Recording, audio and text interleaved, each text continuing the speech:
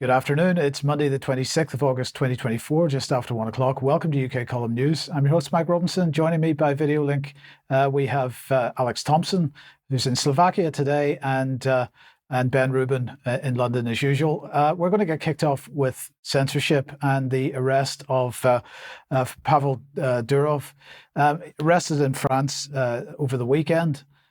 So let's have a look at the details of this. So, as I say, arrested on Saturday evening in Le Bourget Airport in Paris, arrested on the basis of a French search warrant issued by the National Directorate of Judicial Police, placed on a federal wanted list, and the warrant was issued because of his alleged failure to cooperate with the French authorities. This is all about censorship of the Telegram platform, for which he is the CEO and founder. Of course, the accusations, well, terrorism, drug trafficking, complicity in criminal activities, fraud, money laundering, concealment of illegal activities, distribution of child sexual abuse content. We'll focus on that one a little bit in a second, but the potential penalty for this is 20 years in prison.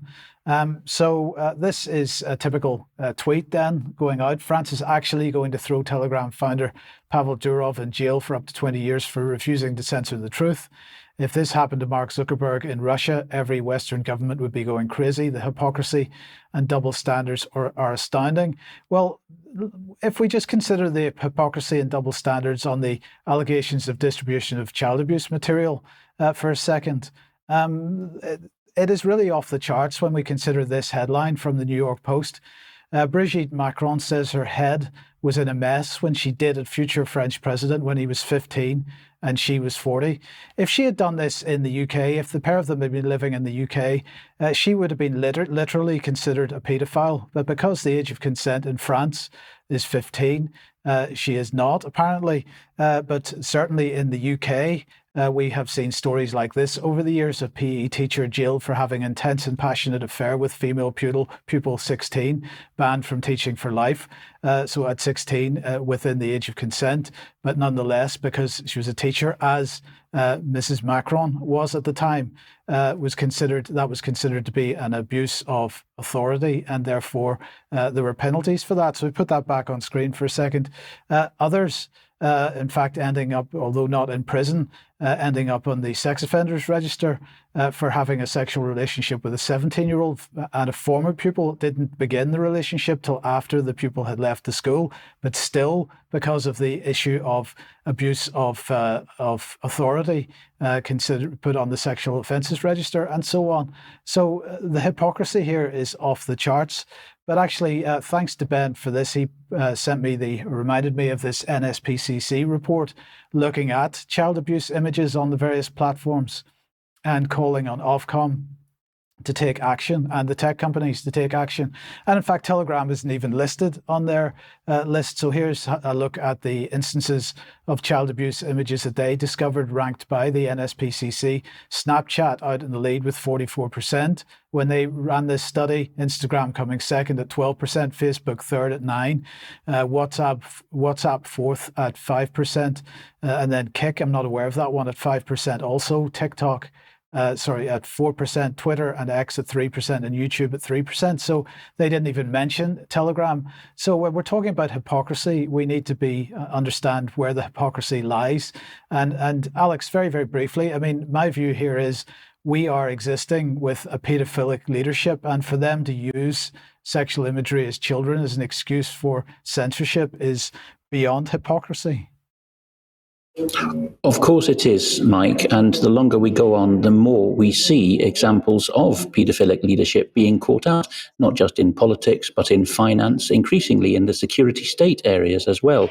And we will go on to see some of the reaction to Durov's arrest soon, where the blatant hypocrisy becomes clearer because Telegram's leadership is singled out for allegedly benefiting from the child abuse here, where no mention is made of Instagram, YouTube, or other of the regime-compliant social media websites. Indeed. So let's bring Molly Rose Foundation on screen, and they, of course, focusing mainly on suicide risks and suicide content on the various platforms. And they were doing an analysis of the Digital Services transparency database. Now, the Digital Services Act is one part of the EU's equivalent of the Online Safety Act. What did they talk about? Well, they were talking about Instagram, Facebook, TikTok, Pinterest, Snapchat, and X. And again, no mention of Telegram in this report. So, to what degree does Telegram feature in reality in terms of this type of content that is considered harmful?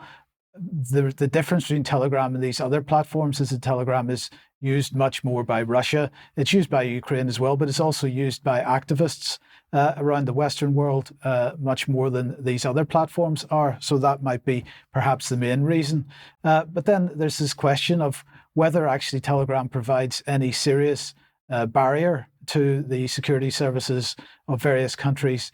Because is it really an encrypted messaging app? And of course it isn't. We've been making this point for quite a long time now, but just to take a paragraph from this particular article, Telegram clearly fails to meet the stronger definition. He was talking about the definition of encrypted applications for a simple reason. It does not end-to-end encrypt conversations by default. If you want to use end-to-end encryption in Telegram, you must manually activate an optional end-to-end encryption feature called secret chats for every single private conversation you want to have. The feature is explicitly not turned on for the vast majority of conversations and is only available for one-to-one conversations and never for group chats with more than 2 people in them.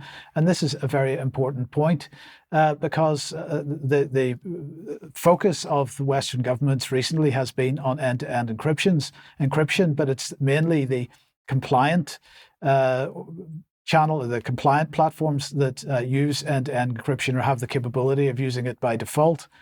Then we have this statement, just to mention, the statement from Telegram Messenger themselves. They say Telegram abides by EU laws, including the Digital Services Act. Its moderation is within industry standards and is constantly improving.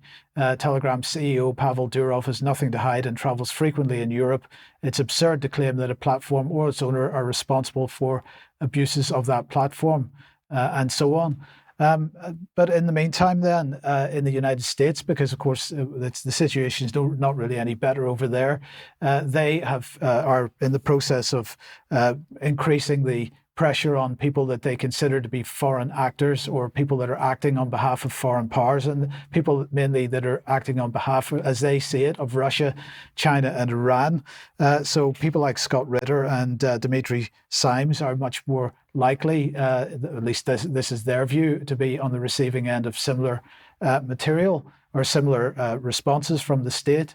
But just coming back to Dmitry for a second, this from Richard: if Telegram can be banned because drug dealers use it to exchange information, then Mercedes should also be banned because they're used to transport drugs. Don't be fooled.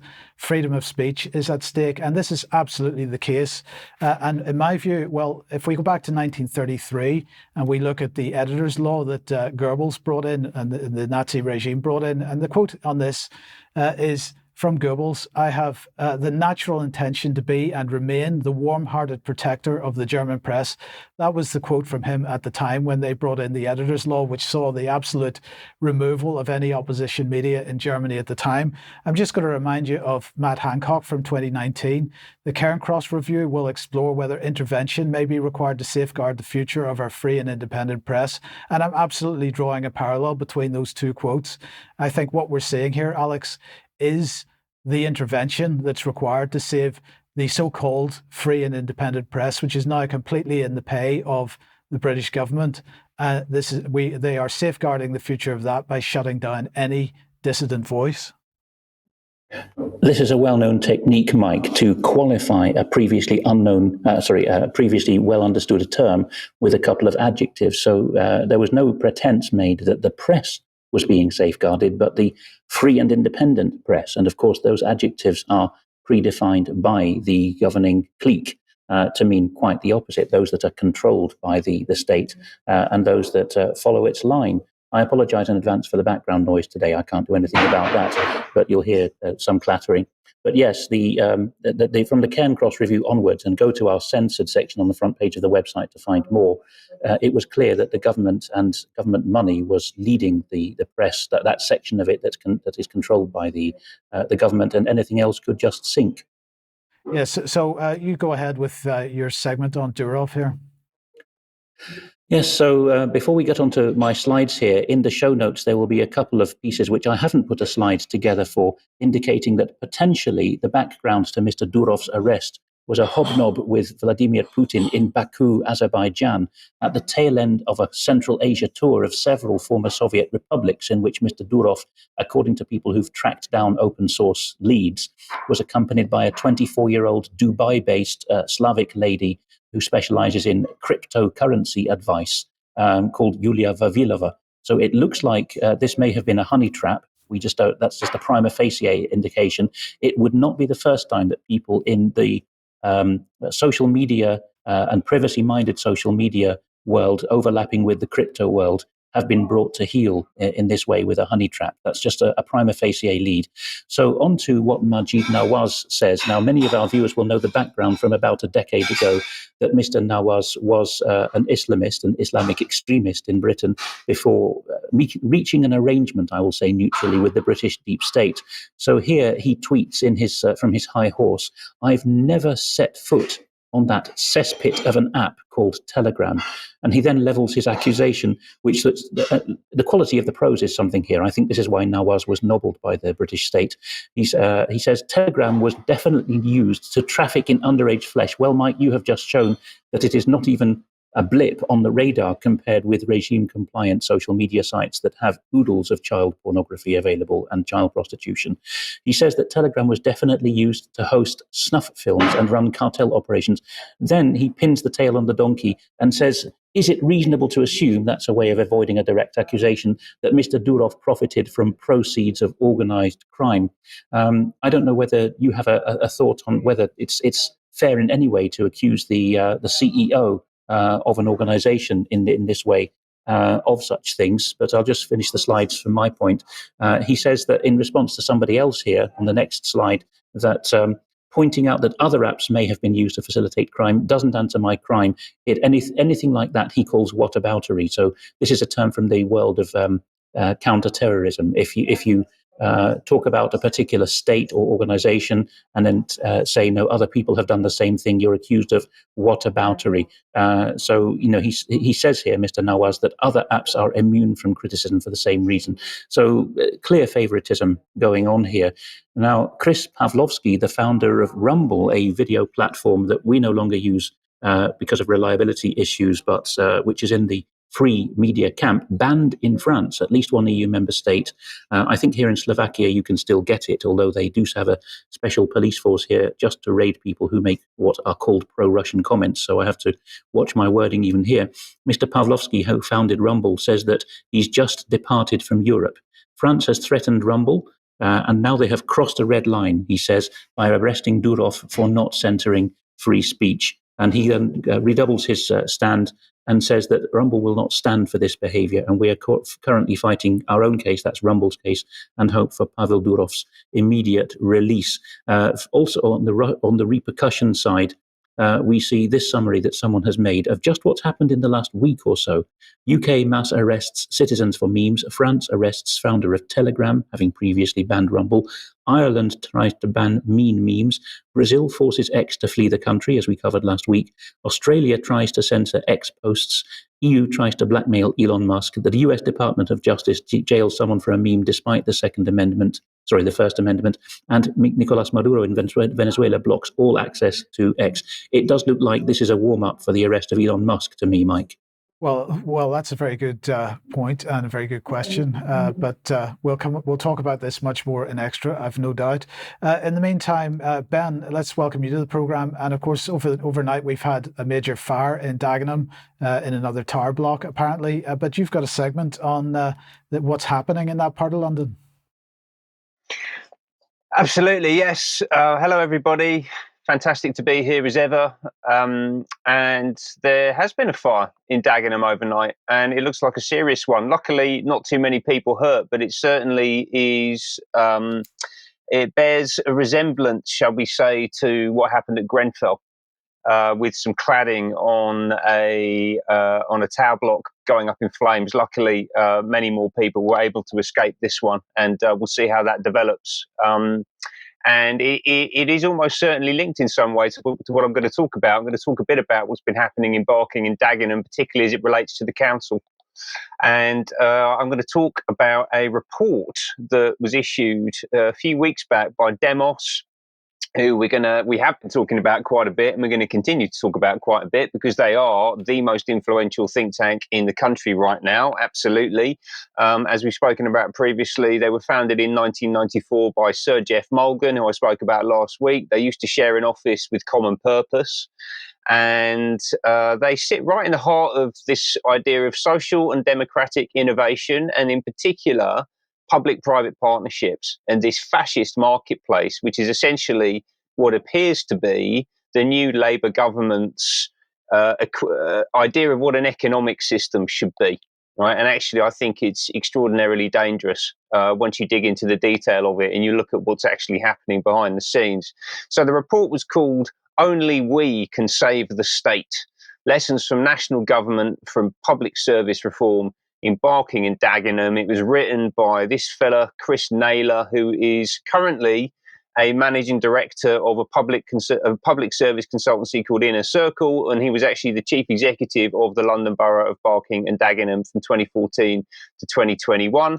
And they talk about it in absolutely glowing terms. So this idea that Barking and Dagenham, a place that could be absolutely everywhere. And they see this as a model for how local and national governance should run, right? And as I say, this is an extremely influential think tank, so we really should be paying attention to what they're saying here. So what is Barking and Dagenham? It's a London borough in the southeast of the city, population of around 220,000 people. And it's most famous, most known for or certainly up until recent decades, the existence of the Ford Motor Plant, which opened in 1931 and was a huge industrial asset for the nation. It employed around 58,000 workers at its peak and provided a real bedrock for the local community. It was a place where they could create wealth and prosperity, get job satisfaction, build self-reliance for themselves and their families. And it was a huge industrial asset, as I said, for the nation, building about 11 million cars and 39 million engines over a period of about 60 years. But since the turn of the century, production has crashed, supply chains have moved overseas, and from its peak of 58,000 people working there, it now employs just 2,000 people at that plant. And that has completely transformed the borough. Right, and its ability to generate revenue and to sustain and to govern itself ultimately. And we've also seen an enormous demographic transformation of the borough as well. So in 2001, 89% of the population identified as being white British, and just 10 years later, by 2011, that had reduced to 48%. Identifying as white British. So that's a nearly 40% drop in native population due to deindustrialization, but also ultimately to mass immigration.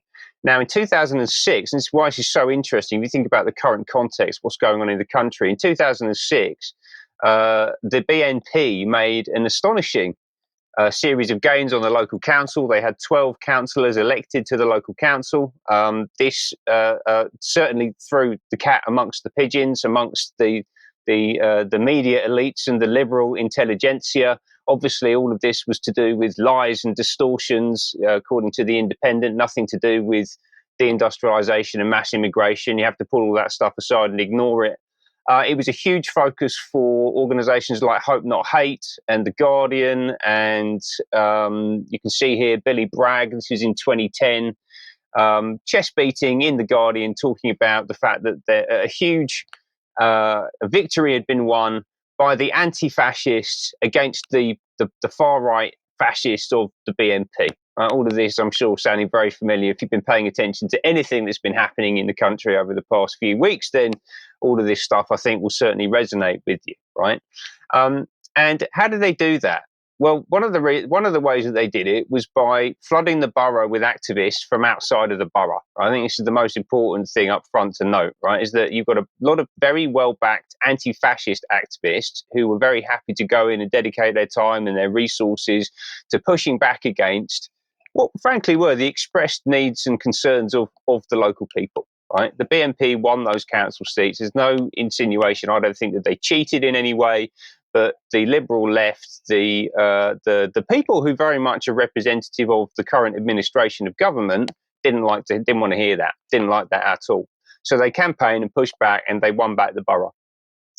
They also then embarked on two parallel streams of activity, really quite substantial things. The first one was about completely reorganising the council.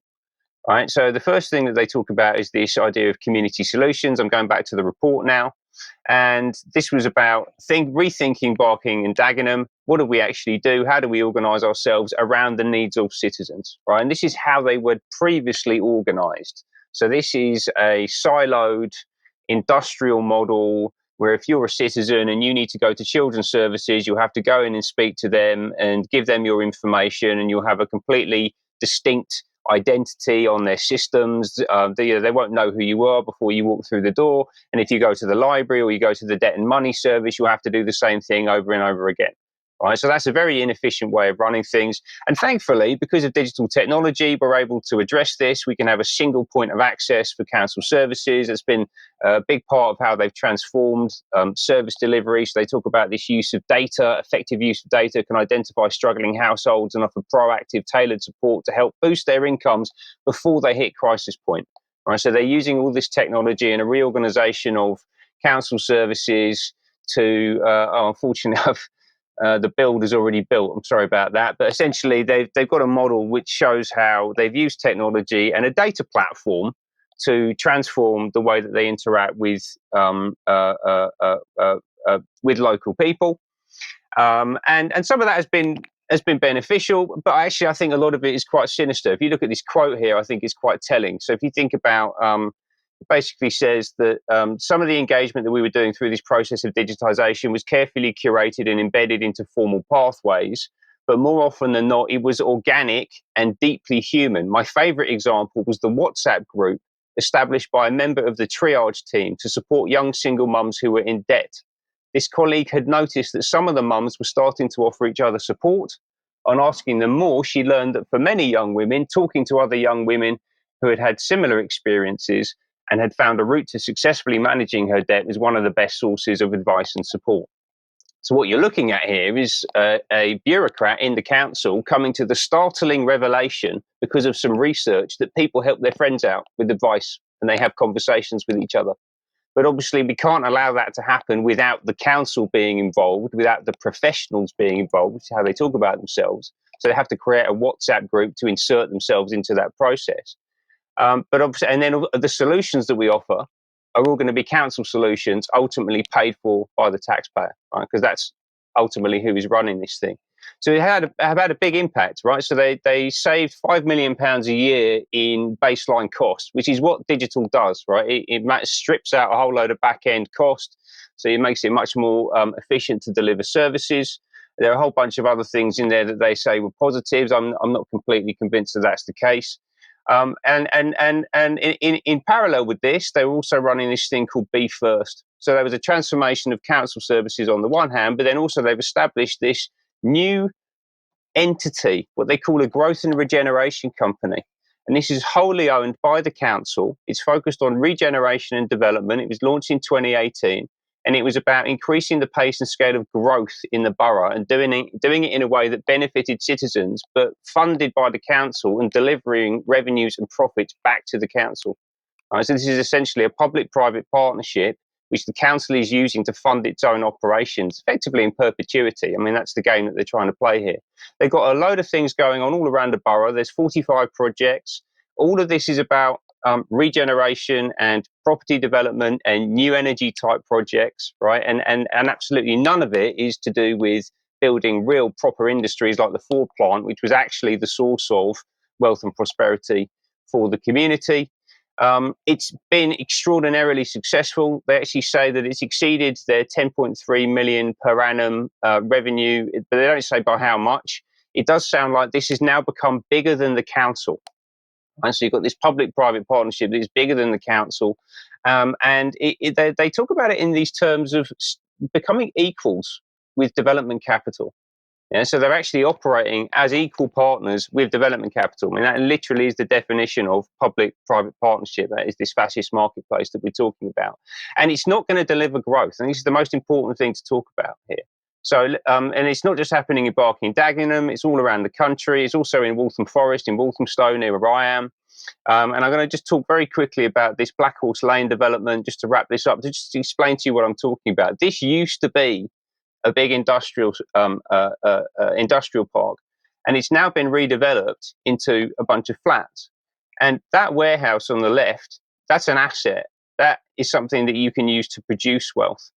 And what we have on the right was replaced it. And what these council schemes are doing, this is what they're building, that's a liability, right? Because that is a buy-to-rent scheme built by Legal & General and BlackRock, where we've replaced industrial capacity that actually produces wealth for the nation with a bunch of flats that no one will ever be able to buy, that will deliver money back to the investors, including to the local councils, who will then use that to fund their operations. And this is basically the philosophy that is driving all major economic decisions across the country right now.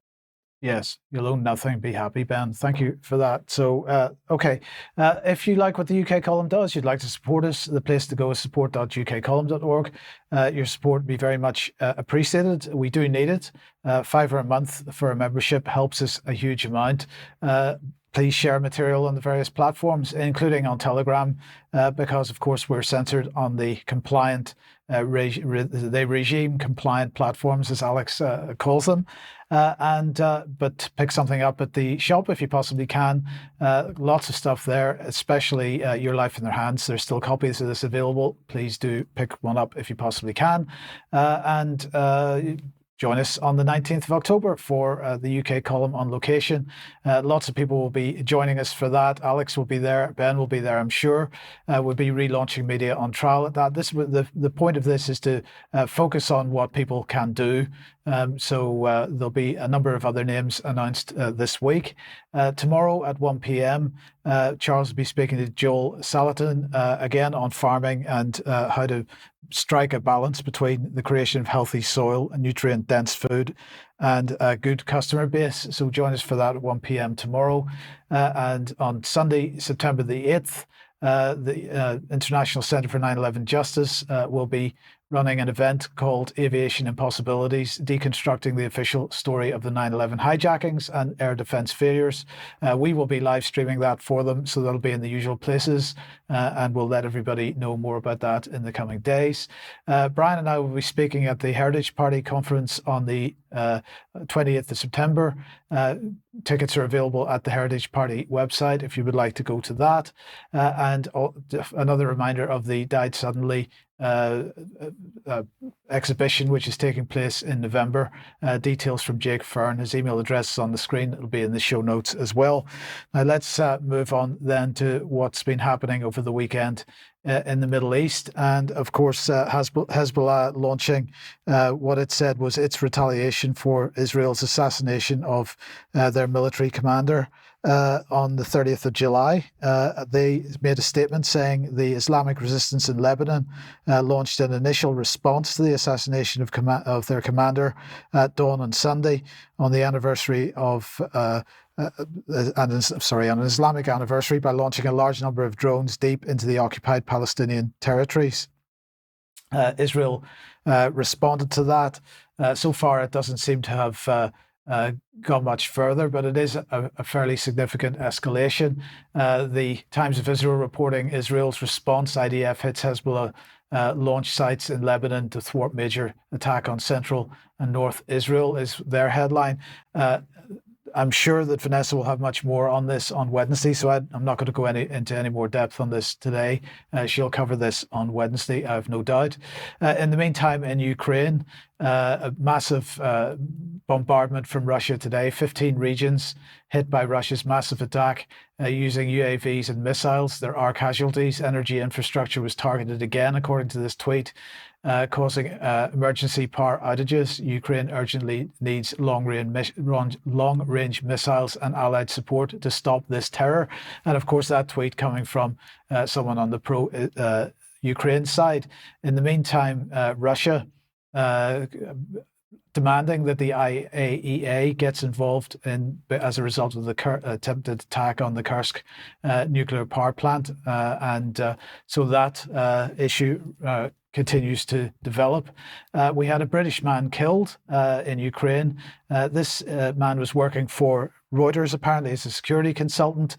He's ex-British military. We've got his LinkedIn page. His name is Ryan Evans. And if we look at the types of organizations he's been working for in recent years, I don't know anything about his military career, but post-military career working as a maritime security advisor for Plexus, Close Protection, and Control Risks and Garda World, and also Black Onyx Concepts Limited, and then finally, more recently, for Reuters. So he was killed as a result of a Russian missile attack on the hotel that they were in, or at least the missile hit the attack. I'm not sure whether that was particularly the target for it. But don't worry, over the weekend, Keir Starmer was promoting the Buying Your Pots for Ukraine campaign that we were mentioning on Friday. So here he is. Britain will always stand with Ukraine because this was Ukrainian Independence Day. Now we have a little bit of video. Ben, watch this closely. I'd be interested to get your thoughts in a second. To the people of Ukraine, from the people of Britain, we send you our warmest wishes as you mark your Independence Day. I want you to know that we stand with you for as long as it takes, with whatever it takes, until victory, until a just and lasting peace. Slava Ukraini. So, Ben, what did you notice? Is he doing that funny hand scene that Blair and William Hague that do? Are they all in some kind of club together? Is that what's happening here? That's a very good question. That is a very good question. I don't know the answer to it, but there we go. Okay, so and then finally then just to mention in passing that the United States Air Forces in Europe have stationed a Global Hawk drone for the first time on English soil. So that has been moved onto RAF Fairford temporarily, they say. This is all about practicing, making sure that there are places they can send this equipment should they need to, should there be some kind of emergency in their normal stations. But Alex, let's come back to you then, and nuclear weapons. The New York Times has picked up on a document which is so classified that it doesn't exist on the internet or even the intranet. It is only in hard copy, and it has been permitted now for the New York Times, which of course is a newspaper of record with privileged briefing rights. They've been permitted to note that the latest development, here risibly called Biden approved, of course he doesn't know what day of the week it is, so he's being told what to approve, but the thing that's new is that Russia, China and North Korea are being regarded as a possible coordinated nuclear threat. So the key paragraph here is that the document called the Nuclear Employment Guidance has, according to an authorized briefing on what's in the document that nobody's allowed to see, says that now US senior strategists need to reckon with the possibility that these three Eurasian powers will launch strikes in a coordinated fashion. It reminds me of when I spoke to Joel Skousen a few years ago. Perhaps Kenny will put the link into the show notes for that. In which Skousen pointed out that even back in Clinton's day, he was leaned upon by the eminence grise of his time in office to amend Presidential Defense Directive 60, PDD 60, similarly classified, so that allegedly the United States since then has gone to an absorb first strike stance. Let all the Eurasian powers in the event of doomsday, Third World War, let them strike America, take out the strategic nuclear forces, and then the ridiculous idea is America will be able to respond. So there's some very deep strategic skullduggery going on here. We also see that Uncle Sam's bark may be worse than his bite now. The US Naval Institute has this very often useful site, USNI News, which is quite frank about crewing issues. And we see that 17 support ships, that is not frontline attack ships, a dozen of which, so the lion's share, are expeditionary supply vessels, the kind you need actually to relieve and restock the war fighting vessels. They could actually just be effectively mothballed, sidelined in the language of the headline, because they don't have the crews. There's only 127 sailors in the US Navy for these categories of ships for every 100 that are needed at sea at any time. There is there's no play here. There's no slack for rulement, and in any civilian maritime setting, this would not, of course, be tolerated. And the same things happen to the British Navy in a more advanced way, that the crews are constantly being sent back out to sea because there's nobody else really available for the jobs. Meanwhile, in Ireland, allegedly one of the neutral members of the EU, although it's in the EU's military association PESCO, it's of course not in NATO. The Irish Republic is said to be open to buying Israeli drones. Now, the criticism they got during the negotiations over whether they would be in PESCO, which they ended up being, was that Ireland said we mustn't compromise our constitutional and historic neutrality. And they said at the time, we won't be buying any attack equipment for land, sea and air. But this allegedly would go into the category of peacekeeping and other things that Ireland allows itself to do at home and abroad. One has to ask, if these are surveillance drones, who is the target audience? Is it the people of Ireland? Finally, on a military section from me, I apologize that this is just less than a minute in Czech, but it is important to see what's going on here. Petr Pavel, the president of the Czech Republic, the head of state, has weighed in, despite being a landlocked head of state, on the law of the sea. And in this clip, those of you who are watching in video with subtitles will be able to see, and then we'll summarize for you, what he said about the Nord Stream attack, which, although some time ago, continues to dominate geopolitics in Central Europe. Týden Wall Street Journal uvedl, že za útokem na plynovod Nord Stream stojí vlastně ukrajinští vojáci. Údajně vlastně o tom útoku věděl i prezident Zelenský. Byl to podle vás legitimní cíl? Já nemám nějaké usvědčující jasné informace, že by to opravdu byla Ukrajina, kdo za tím útokem stál. Na druhou stranu, když se vede ozbrojený konflikt, tak se vede nejenom proti vojenským cílům, ale i proti cílům, které mají strategický charakter. A pokud tento útok byl zaměřen na to, jak přerušit dodávky plynu a ropy do Evropy a zpětně peněz Rusku za tyto produkty, pak by to, a říkám schválně kondicionál, by to byl legitimní cíl. Ale já ty informace opravdu nemám. So President Pavel says, I don't know whether Zelensky was in on it or not, because that was what was put to him by the interviewer. But if it was aimed at cutting off Russian oil and gas supplies to Europe, that's a legitimate target. You know, not the head of state or government of any of the Baltic Sea littoral nations, but a landlocked head of state. He's speaking here, I think, from his previous position as the head of NATO's military committee, and indeed perhaps beyond that, as a communist Czechoslovak general, as he then was, an army officer who then moved to general.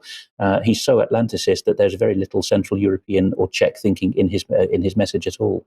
Yes. Okay. Thanks, Alex. And just to finish off this defence segment, then we'll bring Sir Stephen Lovegrove on, because we were talking about AUKUS last week, and he has now been appointed to AUKUS, to the AUKUS project. So this is from John Healey, our Minister of War.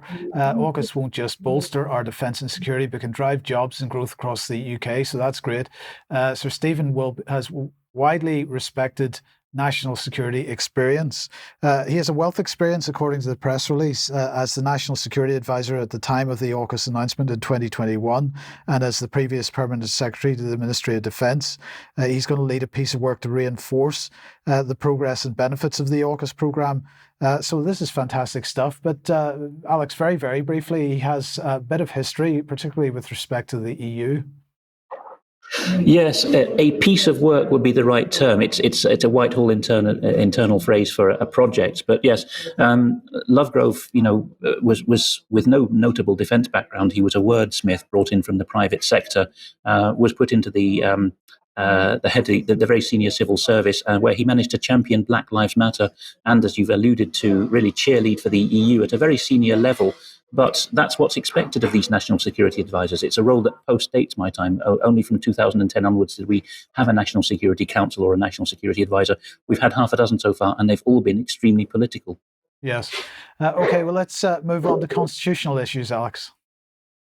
Yes, the constitutional wrecking ball continues. In all of what follows, I am not being party political. I am simply making the neutral observation that many have made, that the Labour Party in its current manifestation is the deep state party of choice more than the Conservative Party, because it aligns more naturally with policymakers and NGO world's priorities in such matters as EU military integration, for a start. So here we see Lee Anderson, you'll see his signature in a moment, writing to the Home Secretary, Britain's Interior Minister, not actually responsible for the police forces, not even in England and Wales, although many people think that the Home Secretary is. They're not constitutionally. But this is as close as you get to ministerial accountability for the police. And Anderson's talking about a potential contempt of court.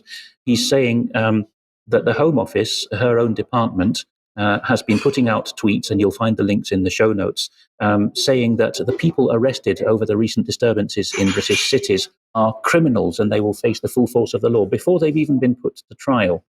And Mr. Anderson goes on to say, he's a Conservative Member of Parliament, of course, now in the opposition, will the criminal records be checked by the Home Office, and will this all be posted on X?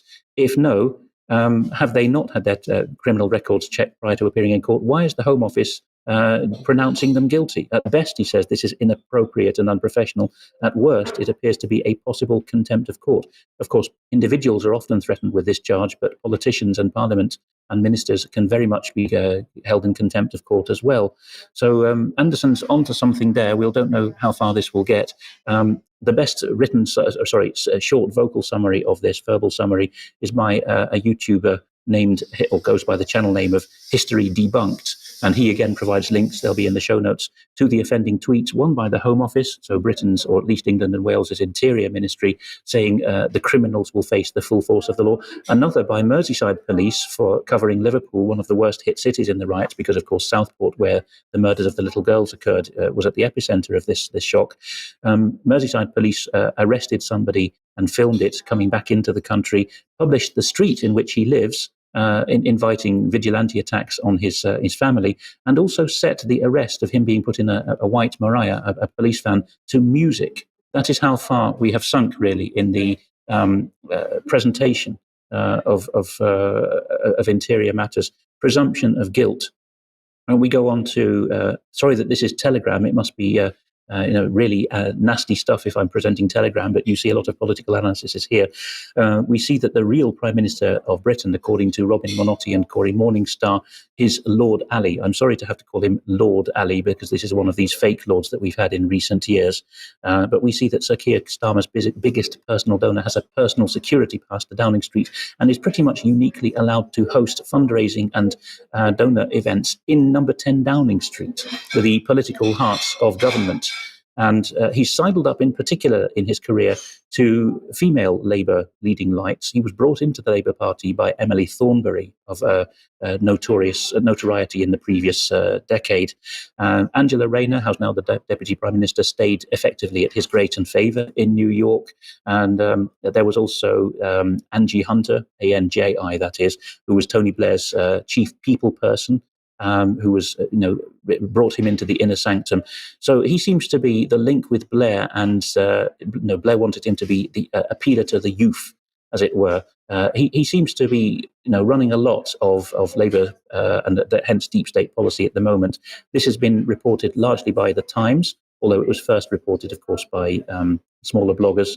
Cronyism accusations swirl around Keir Starmer. The TV mogul Wahid Ali gains access normally reserved for staff and officials. Now then, what's the other scandal going on? Well, Henry Newman, a blogger whose blog will be linked, who's a Whitehall insider, formerly at the Cabinet Office as an advisor, has picked up on this, originally reported by the pro-conservative Guido Fawkes blog. There is a woman named Jess Sargent, a former director of a group called Labour Together, whose unabashed aim is to keep the Labour Party in power. And she's been appointed at the heart of the really most sensitive nexus of the Cabinet Office, which itself is the dark heart of the British government. There is a group there, used to be called Propriety and Ethics Team, PET. It's now ominously called Propriety and Constitutional Group. It owns the Royals, the Privy Council. It decides when ministers have broken the ministerial code, which is a de facto pseudo-constitution for Britain.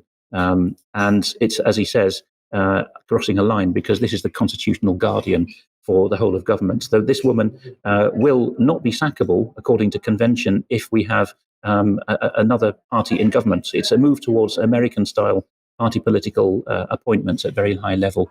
Meanwhile, the Scottish Daily Express reports that the Scottish government was actually behind the scenes, instigating, egging along the creation of this ridiculous hate monster that was quite a feature last year. You know, this apparition that turned up and said, "I hate everyone," and this was supposed to instruct everyone on social media not to be like the hate monster. It was presented at the time as an initiative by Police Scotland, merely in the interests of crime fighting. But now emails have been dug up that Bute House, the Scottish government, was actually emailing Police Scotland saying, hurry up with this concept.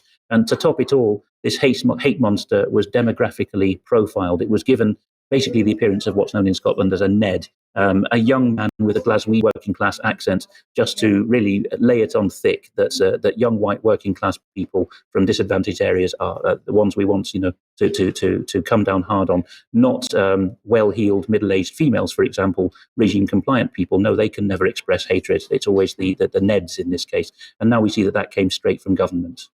Yes, but at this point, Alex, we still don't have the name of the person who put the signature on the contract, and maybe that's something to get hold of.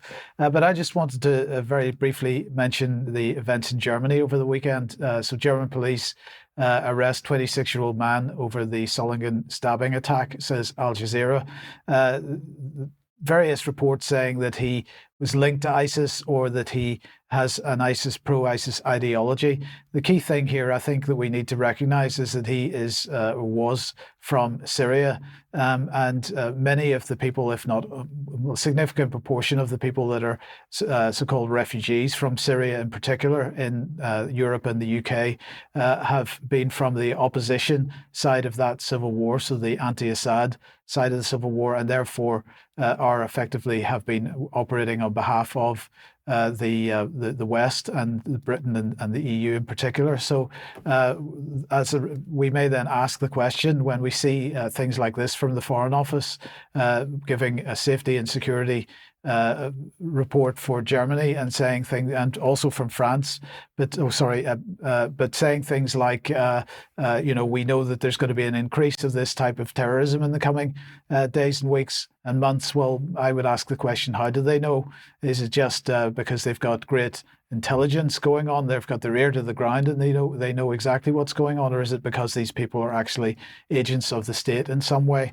And then just to mention this tweet here, I wanted to get your thoughts on this, Alex, because this is from Europe Invasion, saying UK government prepares to deploy asylum seekers across the country, and they're talking about immigrants being given priority over Britons when it comes to finding housing.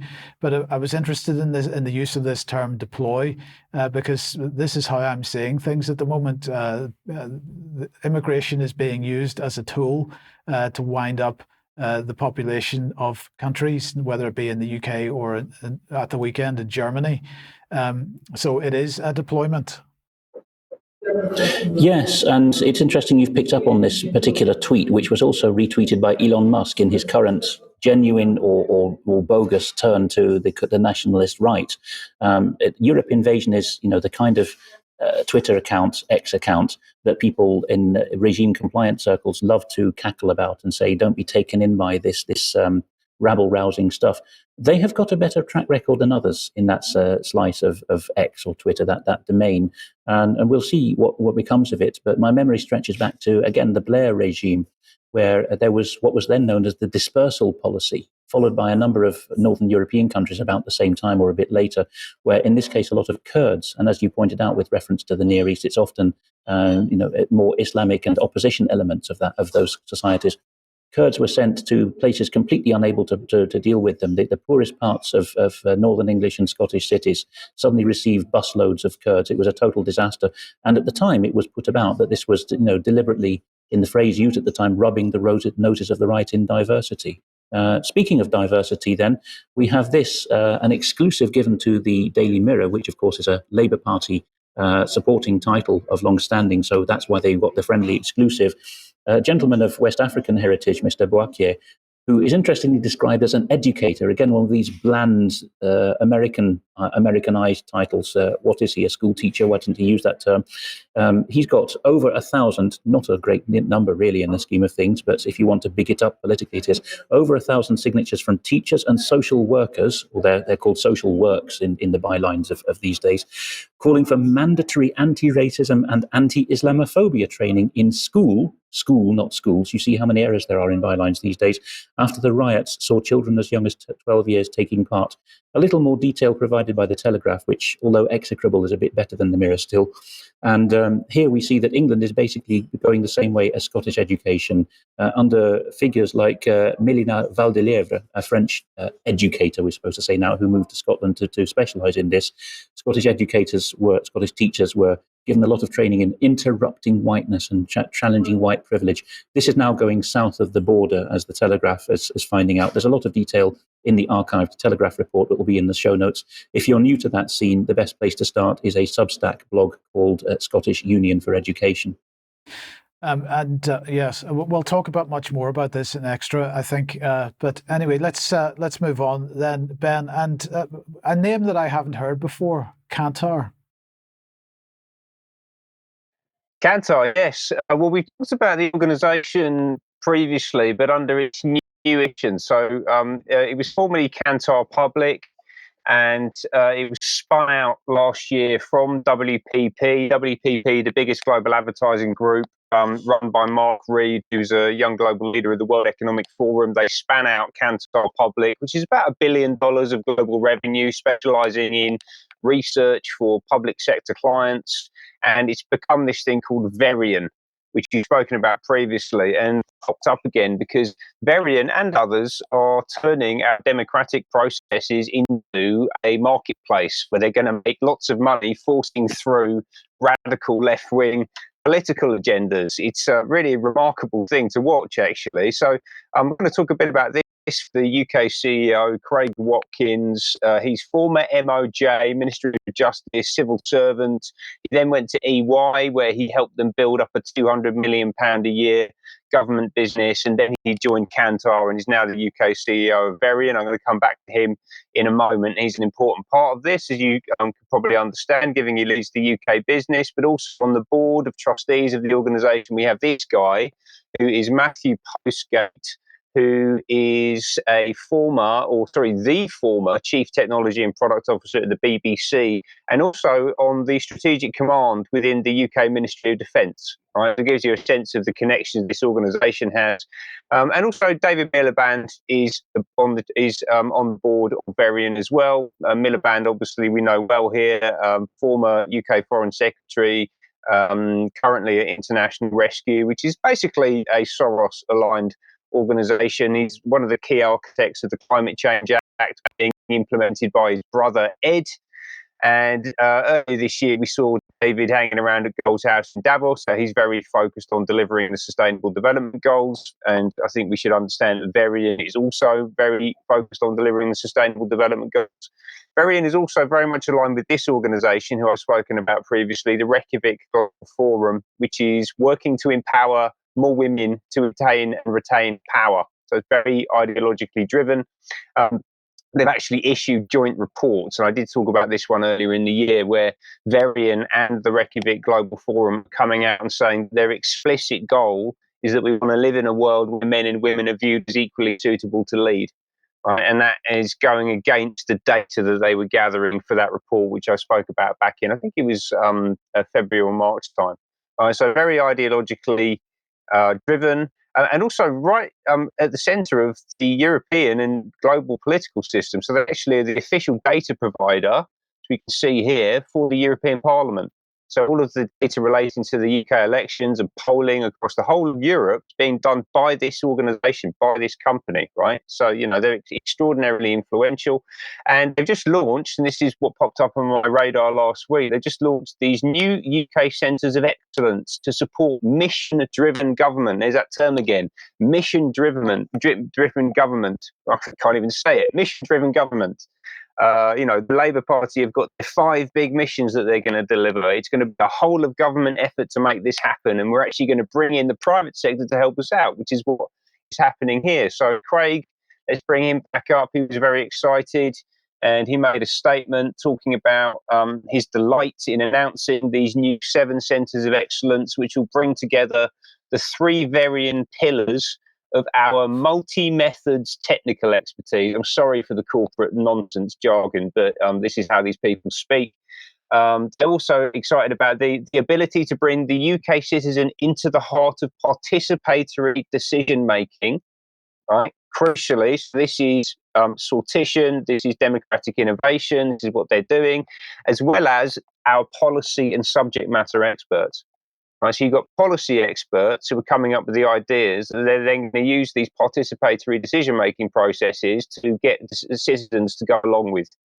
Right, they're going to be paid to do it. This is a private company operating in a public-private marketplace. The people that are going to be paying them are central, local, regional government. Right, this is the client ultimately for this stuff.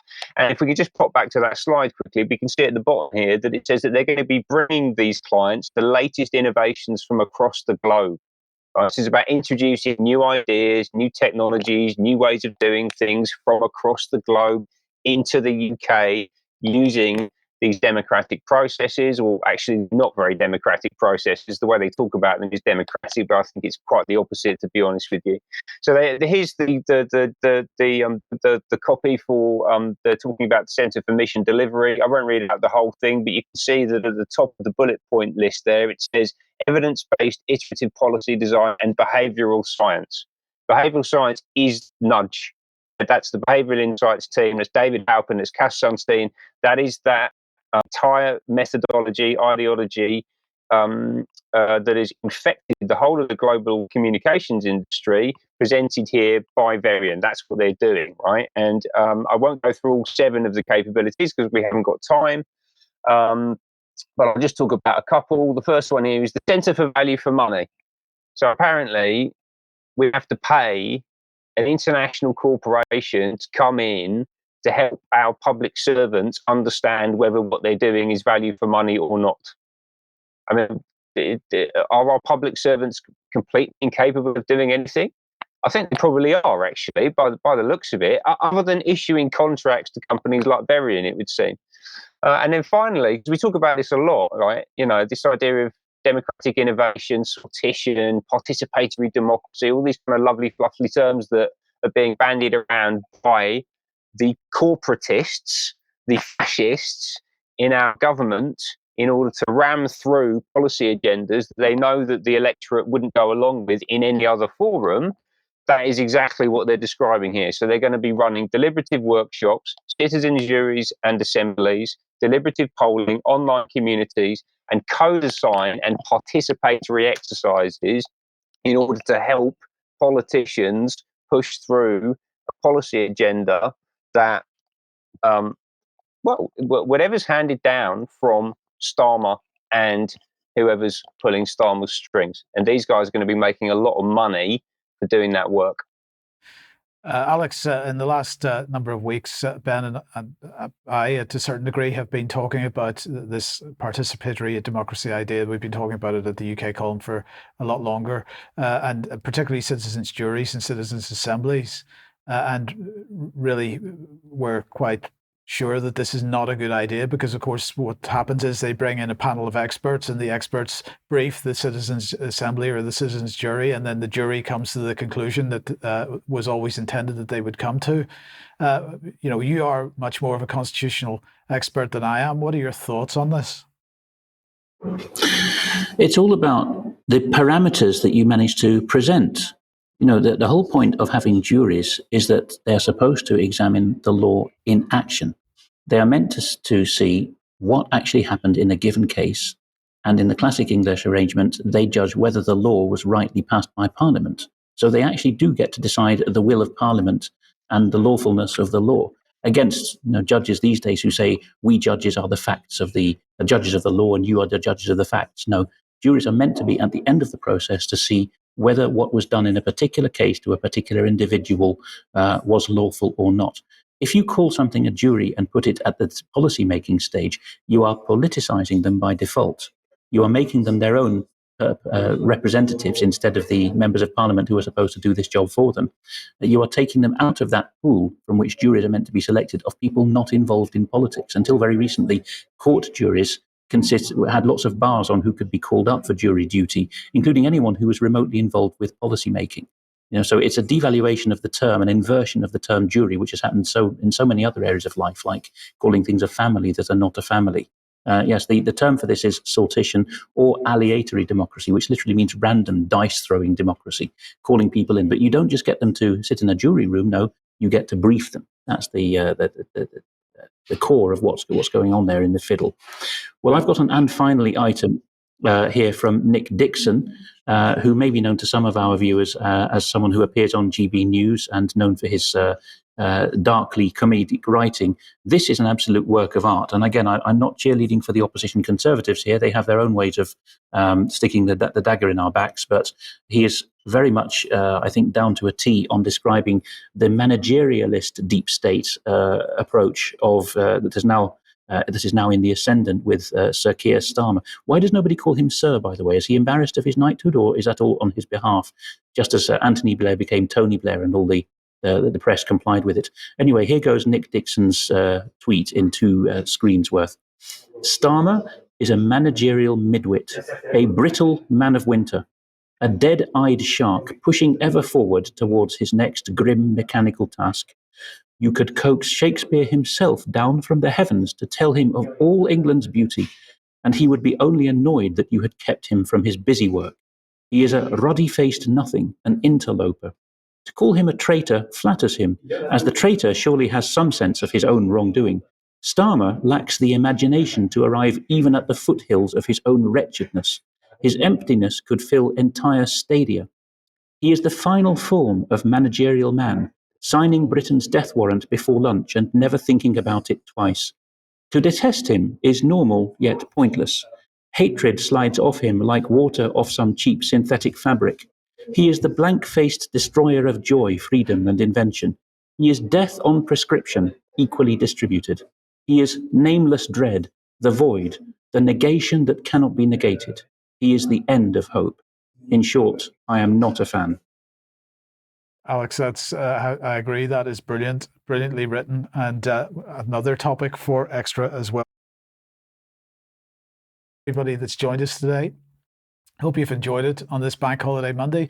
We'll be back in a few minutes for Extra if you're a UK Column member.